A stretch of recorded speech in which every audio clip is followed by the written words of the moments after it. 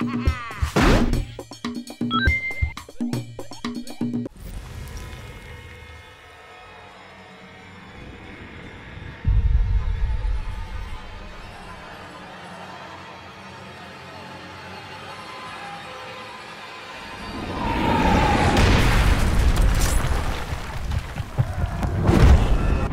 has just released the third game in the amazing and popular Assassin's Creed series, and you've actually been playing it.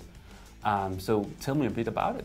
Yeah, I did actually. I'm in full Ecio mode still. I can't get rid of this feeling of being Ecio, Ecio, Gaca. Auditore da Firenze. Yes. Yeah, that's me.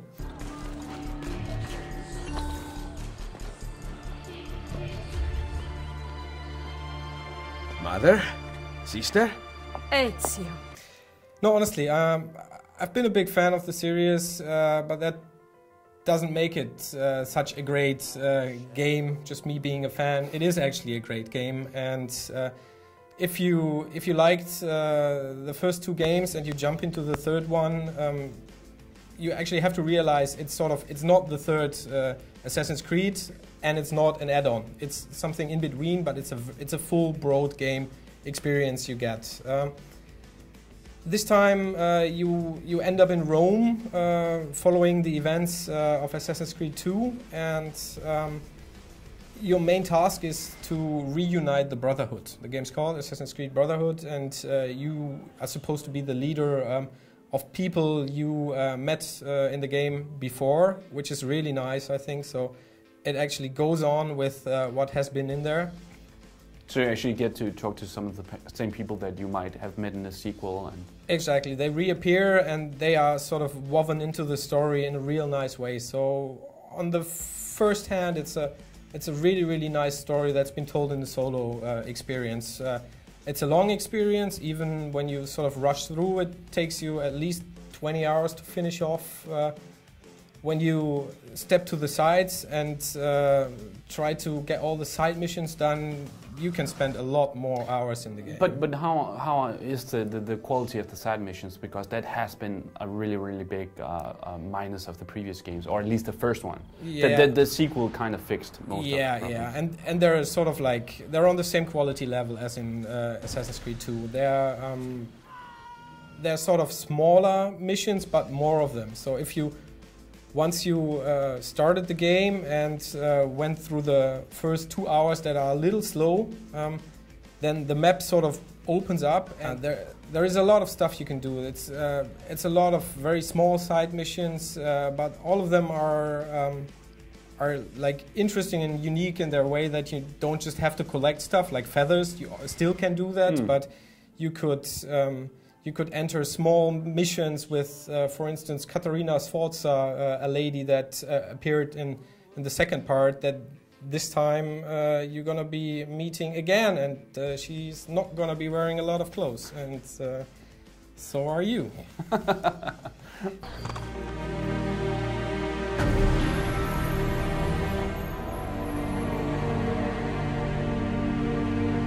Fair enough. Yeah, but of course, I mean, one part is the solo campaign, but probably the biggest thing is going to be multiplayer. And that is actually what I was hoping you would talk about, because of course Ubisoft has put a big effort into this part of the game, and it is the first for the series. So does it work? It does work. For me, it totally does work. I mean, it's sort of a very slimmed down multiplayer. There's not too many options, but it's the feeling to it that really gets me. I mean, the idea behind it is that you have to chase people and obviously kill them. But you always have a person attached to your back all the time. So you always have the feeling that somebody is chasing you while you chase somebody. And this feeling is just crazy good. I can't explain it any else. You always have tension, you always have pressure. While you try to chase somebody down, somebody tries to chase you down. And you never know who is who. And you never really know who is who. If you enter a level, you get a contract. So a person that you have to kill. And this person is obviously an actual player, not not a KI person or an NPC person, but there are a lot of other NPCs running around that look the same. So you never really know, unless you're very close to a person and your radar is flashing up, that this is actually your target.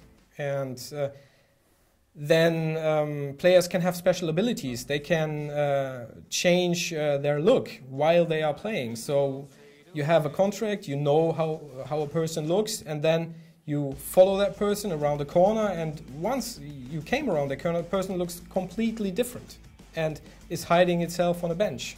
It's just a very complete experience. So it has the good single player, it has the amazing multiplayer, but is there anything missing from Brotherhood? Missing, I mean, in the multiplayer, you sadly can't use horses like you can use in the regular game. That would have been a crazy addition to it in a way, because that adds a lot of style to the solo experience. But that's about it? That's about it. That's pretty amazing.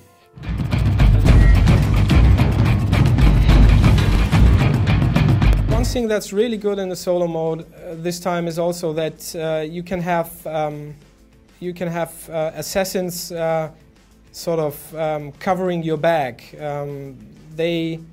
They can be hired after probably 4 or 5 hours into the game. You get the chance to hire them from the people in Rome, and by just pressing one button, they sort of enter into the action, kill targets you gave them, and then vanish again. And what you can also do, which is really, really interesting, you sort of have a meta game, because you can level them up. You can give them experience points, you can send them out on missions in, I think, something like 12 or 14 different European countries to, I don't know, kill people, steal stuff, and they level up, so you really start to attach yourself to an NPC character from a game, which is really great, I think. Yeah, but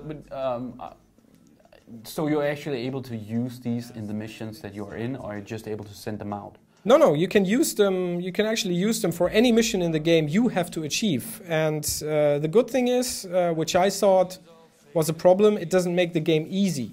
Okay. Yeah, because people were pondering a lot about this. Takes away my Ecio experience, me trying to kill people, being sneaky.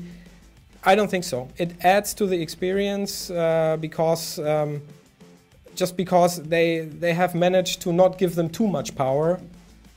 But just enough so you really want to use them to make things a little easier for yourself.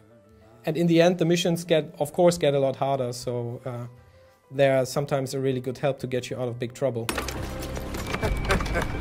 Ecio auditor. Brave of you to stand alone against me, but also quite foolish. Assassin.